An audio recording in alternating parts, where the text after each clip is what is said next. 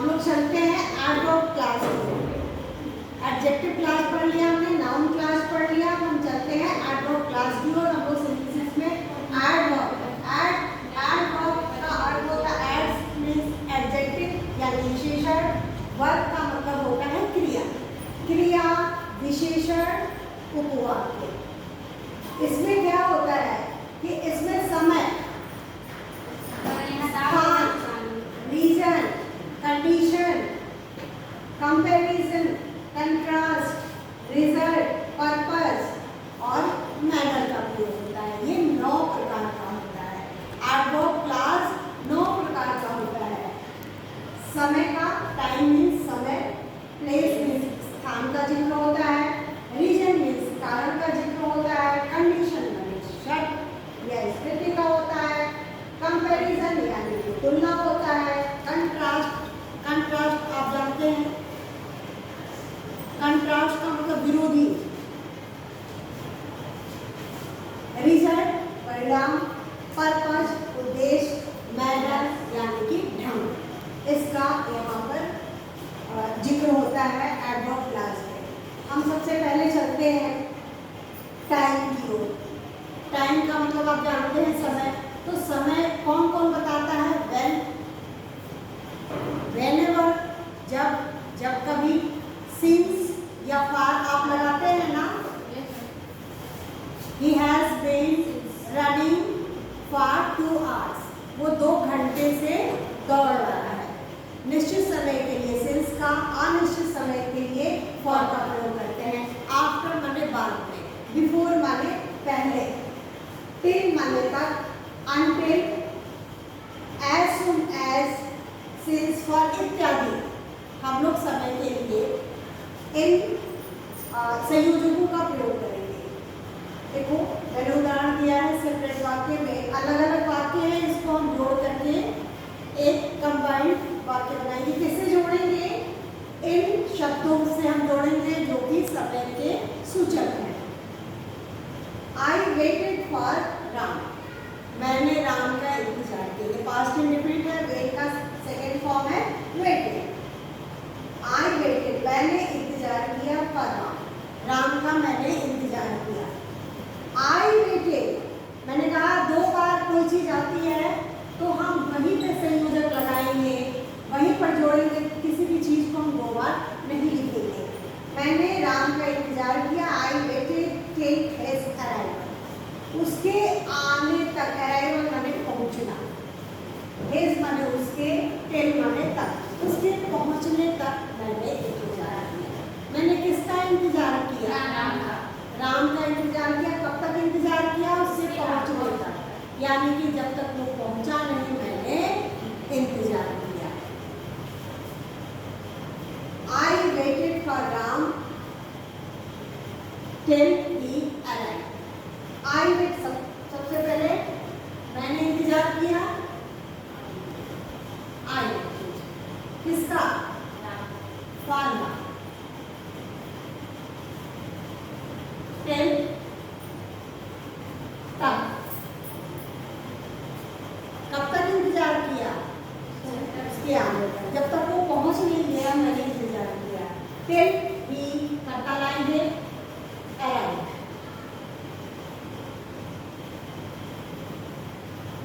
संयोजक के बाद हम कर्ता लाएंगे। till he arrival की जगह पे arrive हो जाएगा। ये क्या शो कर रहा है? ये टाइम शो कर रहा है। till जो है वो टाइम शो कर रहा है। Is it clear? आगे बढ़े। प्लेस, दूसरा है प्लेस यानी कि स्थान। दूसरे वाले वाक्य में, स्थान वाले वाक्य में हमें वेयर मैंने कहा यानी कि जहाँ भी है, वेयर एवर जहाँ कहीं, इसका जिक्र होता है। वेयर या वेयर एवर, एक स्थान से ज्यादा, एक स्थान के लिए हम वेयर लगाएंगे, एक स्थान से ज्यादा की बात होगी तो वहाँ पर वेयर एवर लगाएंगे। जैसे Nehru went to many places, आप जानते हैं नेहरू जी कौन थे? Yes ma'am. कौन थे? मैम नेहरू चाचा। कौन थे? हमारे स्वतंत्र भारत के प्रथम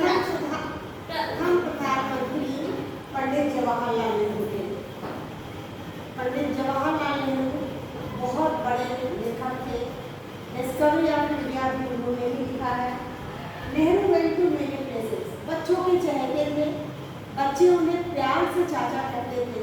इसलिए तो हम लोग 14 नवंबर को उनके जन्म दिवस के रूप में मनाते हैं, बाल दिवस के रूप में उनका जन्म दिवस मनाते हैं। Nehru went to many places, Nehru बहुत से स्थान पर गए। ये मेनी प्लेसेस आ गया है, बच्चों ध्यान देना, बहुत सारे स्थान आ गया है। नेहरू कहाँ गए? पास्ट इंडिपेंडेंट है वाक्य, वो वेंट कौन वेंट है, नेहरू कहाँ गए? बहुत से स्थानों पर गए हैं। ही वाज, दूसरा वाक्य है, ही वाज वेलकम, उनका स्वागत किया गया। कहाँ पर? एवरीवेयर, प्रत्येक जगह स्वागत किया गया। प्रत्येक जगह स्वागत किया गया। दोनों ही वाक्यों में कई स्थानों की बात है ना? जहाँ कहीं भी गए उनका स्वागत किया गया। तो क्या हम बनाएंगे? नेहरू जी का स्वागत किया गया जहाँ कहीं भी वो गए। नेहरू was, प्रोनाउन है, हम नाम रखेंगे, यानी कि नाम ज़्यादा इम्पोर्टेंट है, नाउन को रखेंगे। नेहरू was welcomed, ये वाक्य पैसिव वॉइस में बन रहा है। नेहरू was welcomed, नेहरू का स्वागत किया गया। कहाँ पर? अब वेयर और वेयर में से क्या बनाएंगे? छोटे से करेंगे, वेयर एवर, कौन गया? He went. Nehru was welcomed wherever he went, जहाँ कहीं भी वो गए। नेहरू का स्वागत किया गया जहाँ कहीं भी वो गए। समझ में आ रहा है? पहले हम लोगों ने क्या पढ़ा है? This is the school, I was start here in my childhood. एक स्थान की बात थी, याद आ रहा है? एक स्थान की बात थी। This is the school, this is the school where I was start in my childhood. ठीक है, जहाँ वो एक स्थान की बात थी, एक विद्यालय की बात थी, जहाँ कहीं भी गए इनका स्वागत किया। बहुत सारे स्थानों पर गए, तो वेयर आगे बढ़े।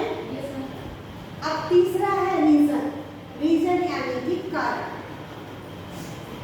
जब हम वाई से प्रश्न पूछते हैं, इससे पहले हम लोगों ने पढ़ा है वाई आर यू वीपिंग, तुम क्यों रो रही हो? उत्तर हम कैसे देते हैं? बिकॉज से देते हैं, या तो बिकॉज से देते हैं या फिर सो से देते हैं। ठीक है, जब हम सो से देंगे तो हमारे कंपाउंड सेंटेंस में चला जाएगा, लेकिन जब हम बिकॉज से देंगे तो हमारे एडवर्ब क्लॉज, सिंथेसिस के एडवर्ब क्लॉज यानी कि कॉम्प्लेक्स सेंटेंस में आ जाएगा। ठीक है, सबसे पहले पूछा जाता है कि व्हाई आर यू वीपिंग? तो I am weeping, I am weeping because. सबसे पहले आप कारण बताते हैं, तब बिकॉज लगाते हैं, फिर दूसरा वाला जो बचा हुआ शेष आपका भाग है वाक्य का, वो आप उसे पूरा करते हैं। लेकिन जब हम सो लगाते हैं तो क्या करते हैं? तो पीछे वाला भाग हम जो है सबसे पहले लिखते हैं, सो लगाते हैं, फिर हम लिखते हैं आई एम वीपिंग। ठीक है, I want a dog, so I am weeping. अंतर इतना ही है, वो कंपाउंड सेंटेंस हो जाएगा। और हम ये कहें कि आई am weeping because I want a dog. कारण पहले हमने बता दिया, तब बिकॉज लगाया, फिर शेष भाग हमने लिख लिया। और शेष भाग को पहले लिखेंगे, सो लगाएंगे, तब वहाँ हम सो लगाते हैं, कंपाउंड में आ जाता है। फिर हम प्रश्न का उत्तर देते हैं, अपना कारण बताते हैं कि हम रो क्यों रहे हैं। अंतर इतना सा है। अब हम चलते हैं इस उदाहरण की ओर। चले। ही इज वीक, वो कमजोर है। ही इज वीक, वो कमजोर है। He will, sorry, I will teach him, मैं उसे पढ़ाऊंगा या पढ़ाऊंगी, जो भी। ही इज वीक, हम चाहे तो यहाँ पे टर्म भी लिख सकते थे, he is weak in English, वो अंग्रेजी में कमजोर है। आई विल टीच हिम, मैं उसे पढ़ाऊंगी या पढ़ाऊंगा, जो भी आप जेंडर इस्तेमाल करना चाहे कर सकते हैं। वह कमजोर है इसलिए मैं पढ़ाऊंगी उसे, तो क्या हो जाएगा? वो सो लग जाएगा। वाक्य में चले जाएंगे। लेकिन चूंकि हम लोग मिश्रित वाक्य पढ़ रहे हैं, कॉम्प्लेक्स सेंटेंस के अंतर्गत हम लोग एडवर्ब क्लास को पढ़ रहे हैं, तो यहाँ पे विकास करेगा। तो पीछे पहले दिन महसूस करें,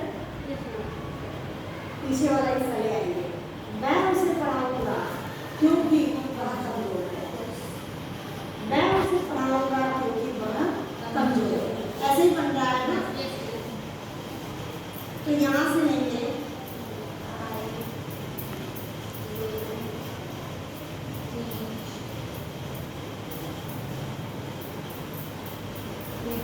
I will teach him because कारण बता रहा है।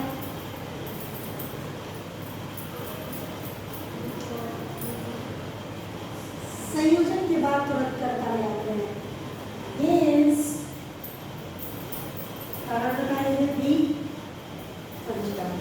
इन इंग्लिश लिखा होता हमने तो इंग्लिश में डाल देते, कोई भी सब्जेक्ट लिखा होता कर्म लिखा होता हम डाल देते।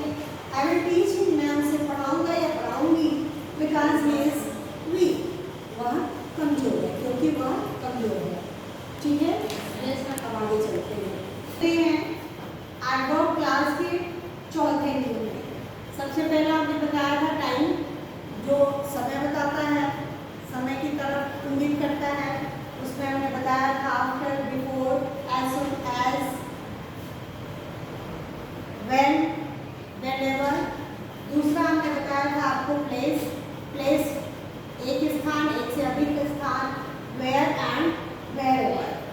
रीजन हमने बताया था आपको, वाई से आपका प्रयोग बताया था आपको। अब हम लोग चलते हैं चौथे नियम में। चौथा नियम यानी कि कंडीशन, कंडीशन शर्त। इसमें इफ, अनलेस, इन केस का प्रयोग होता है। Do not work too much, बहुत ज्यादा काम मत करो। Do not work too much, बहुत ज्यादा काम मत करो।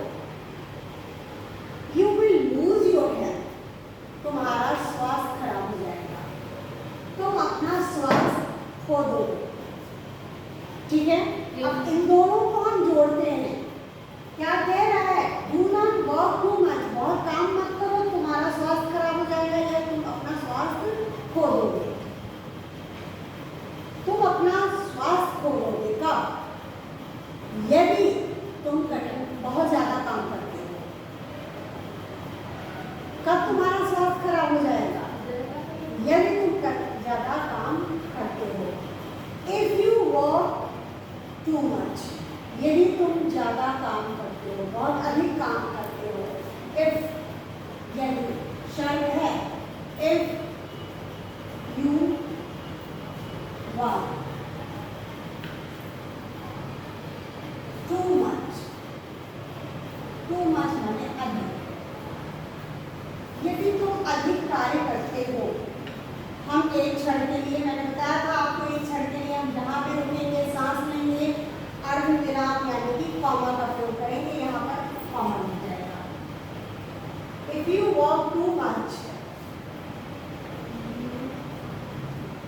कोई ऑप्शन नहीं है, यू नहीं पड़ेगा।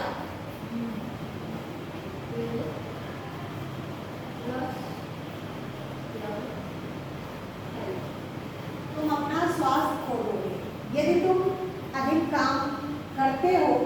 हाँ, ध्यान देना, यदि दो वाक्य में दोनों में दागे दिए हो, यानी दोनों फ्यूचर में बना हो, यदि तुम ज्यादा काम करोगे, ठीक है, यदि तुम ज्यादा काम करते हो, तुम ज्यादा काम करते हो, यदि नहीं तुम ज्यादा काम करते हो, यानी तुम ज्यादा काम मत करो। जो भी कह रहा है, यदि वाक्य आपका दोनों फ्यूचर में हो तो ध्यान रखिएगा, पहला वाला हमेशा आपका प्रेजेंट में बनेगा और दूसरा वाला फ्यूचर में बनेगा, क्योंकि दोनों ही चीजें भविष्य में थोड़ी होंगी। एक तो अभी होगा, उसी का परिणाम आपको मिलेगा भविष्य में। तो if you work too much, यदि आप अधिक कार्य करते हैं तो you will lose your health, आपका स्वास्थ्य खराब हो जाएगा, यानी कि आप अपना स्वास्थ्य खो दोगे। ऐसे भी हो सकता है, you will lose your health, आपका स्वास्थ्य खराब हो जाएगा, आप अपना स्वास्थ्य खो दोगे। If you work hard, if you work too much, you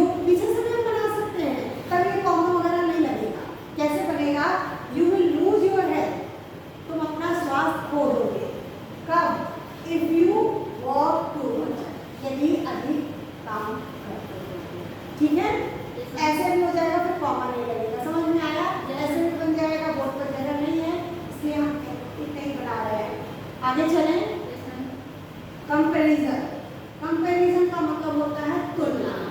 किसी से तुलना की जाती है, उसमें दोनों को या तो सिमिलर दिखाया जाता है या फिर एक उससे अलग है, दोनों। तो अपेक्षा होता है, एक अधिक है एक कम है या दोनों बराबर हैं, तो नेगेटिव का प्रयोग किया जाता है। तो इसमें देन, THEN, देन माने अपेक्षा, और THEN, देन माने तब होता है। देन, सो, एज विशेषण एज, सो एडजेक्टिव एज, यानी सो विशेषण एज का प्रयोग होता है। देखो, सीता इज ब्यूटीफुल। सीता क्या है? सुंदर है, ठीक है। Yes, ma'am. Sarala is equally beautiful. Sarala भी इक्वली माने एक तरह, समान, कोई ज्यादा नहीं कोई कम नहीं। सरला इज इक्वली ब्यूटीफुल। सरला भी उतनी ही सुंदर है जितनी कि सीता है।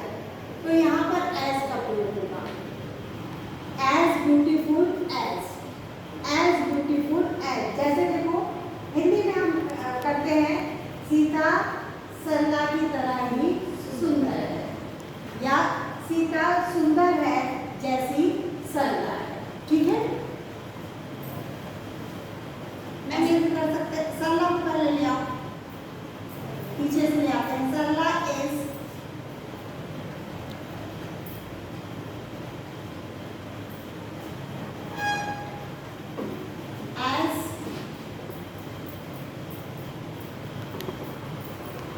beautiful as Sita. Sarla is as beautiful as Sita. समझ में आया? Yes, ma'am. नहीं समझ में आया?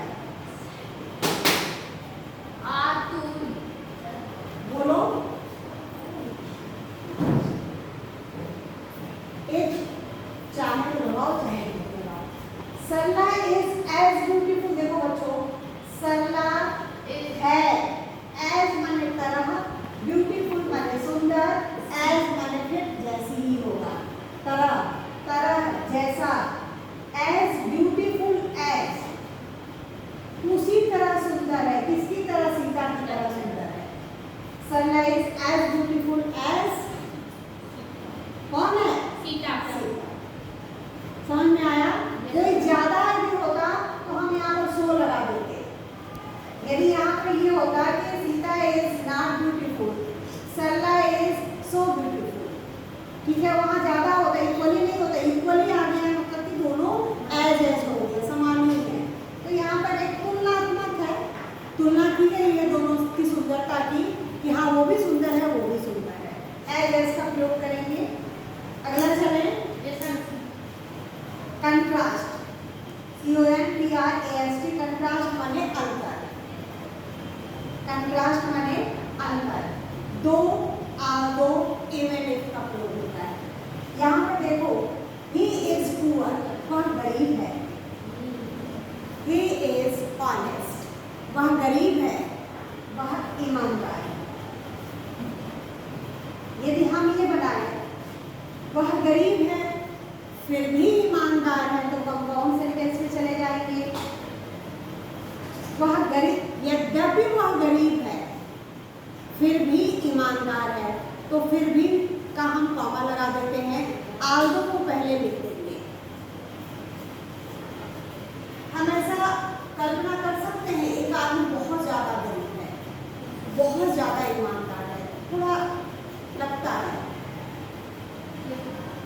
विश्वास करने में थोड़ी मुश्किल होती है, क्योंकि उसको पैसे की ज़रूरत है और वो ईमानदार भी है। तो कहीं ना कहीं यहाँ पर यद्यपि फिर भी का प्रयोग हो रहा है, कहीं ना कहीं आ रहा है, तो Aldous.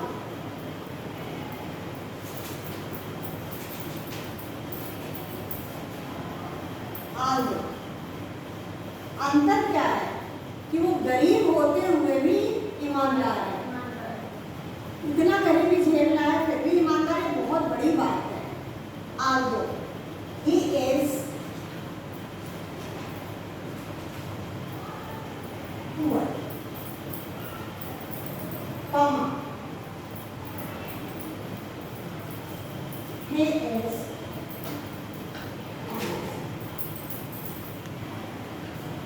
although he is poor, comma, he is honest. यद्यपि वह क्या है, अब यद्यपि वो गरीब है फिर भी आ रहा है, वह ईमानदार है। ठीक है, आगे चलते हैं। अब एडवर्ब क्लास के 7वें नियम की ओर चलते हैं। सबसे पहला तो हमने क्या बताया था, time, place, reason, condition, comparison, contrast, result. अब रिजल्ट पे चलते हैं। रिजल्ट का मतलब होता है परिणाम। हमने आपको विस्तृत व्याख्या कर दिया था उदाहरण के साथ। अब हम चलते हैं 7वें नियम में, यानी कि रिजल्ट का मतलब होता है परिणाम। आपका रिजल्ट निकलने वाला होता तो आप क्या करते हैं, हमारा परीक्षा फल यानी कि परीक्षा का परिणाम निकलने वाला है। परिणाम, इसमें कंजंक्शन क्या प्रयोग करते हैं, सो प्लस विशेषण प्लस दैट का प्रयोग करते हैं। ठीक है, सो प्लस विशेषण प्लस दैट का प्रयोग करते हैं। जैसे ही वॉज वेरी पुअर, वो बहुत गरीब था। ही वॉज वेरी पुअर, आपको याद होगा तो सिंपल सेंटेंस में भी हमने ये नियम आपको बताया था। तो हमने ये कहा था कि जब आपका यहाँ पे वाज आए या सो आए तो TOO कर दो, यहाँ पे इंफिनिटिव का नियम लग जाएगा। हमने बताया था आपको सिंपल सेंटेंस में यहाँ TOO कर दो। ही वाज के बाद he was too poor up to buy this book. याद करो, इंफिनिटिव में हमने सिंपल सेंटेंस में बताया था।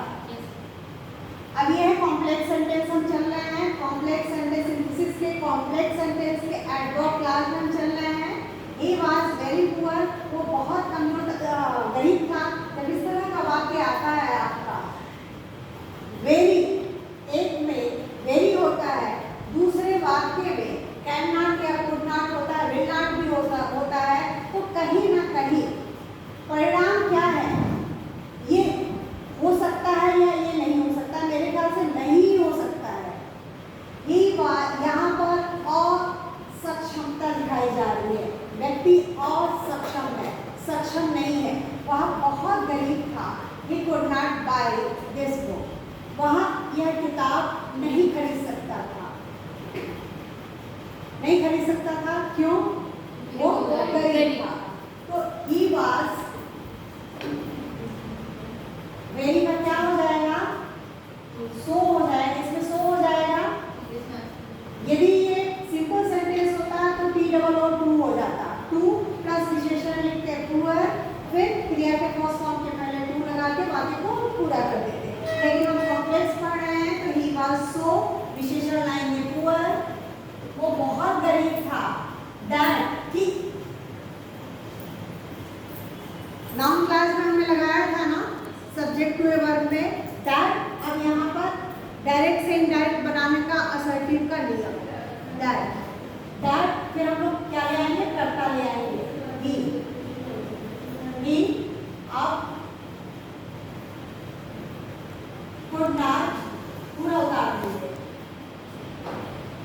बाय मैंने खरीदना, दिस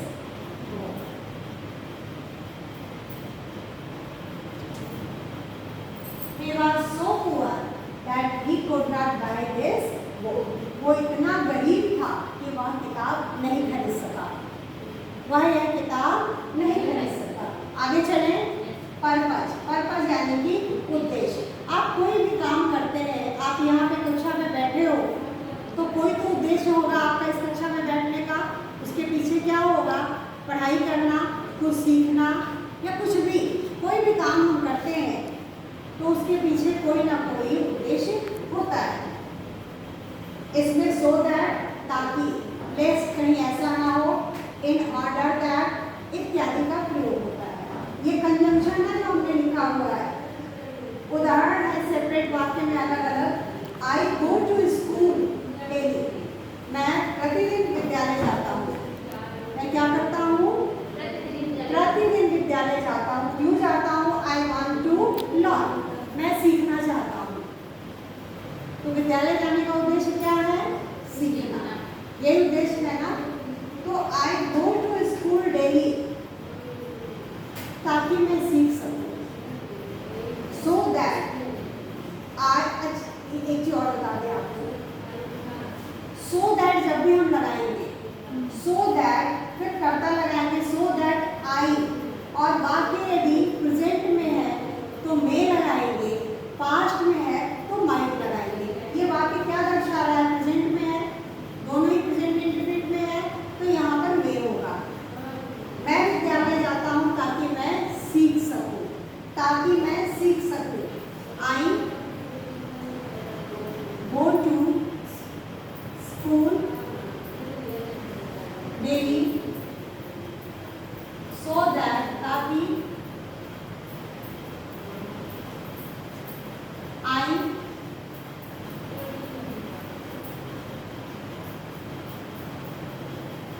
ये नियम है बच्चों, जब भी आप सो दैट लगाएंगे तो सो दैट के बाद कर्ता आएगा, फिर वाक्य प्रेजेंट में है तो मे होगा, वाक्य पास्ट में है तो माइट होगा।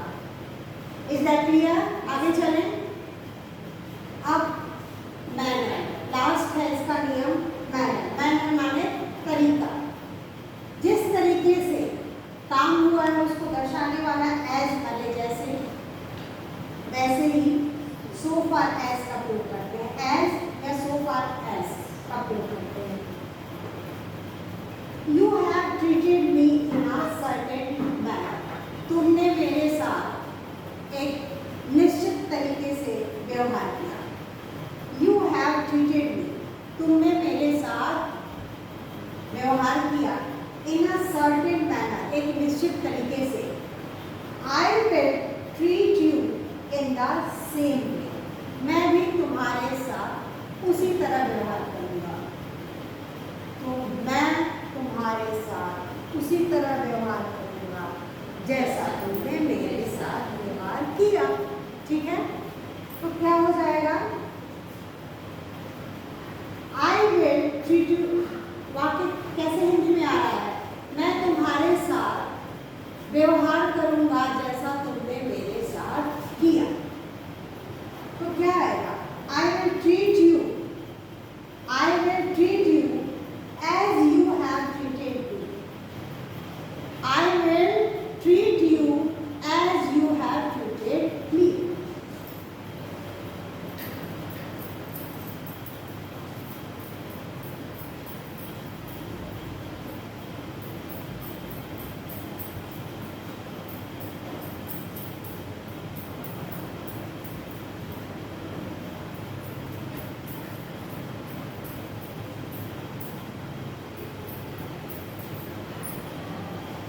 इसमें कोई डाउट बच्चों? सारे 9 नियम समझ में आ गए आपको? ठीक है, आज के लिए इतने ही रहने देते हैं, फिर हम लोग आते हैं कंपाउंड सेंटेंस की ओर नेक्स्ट सत्र में।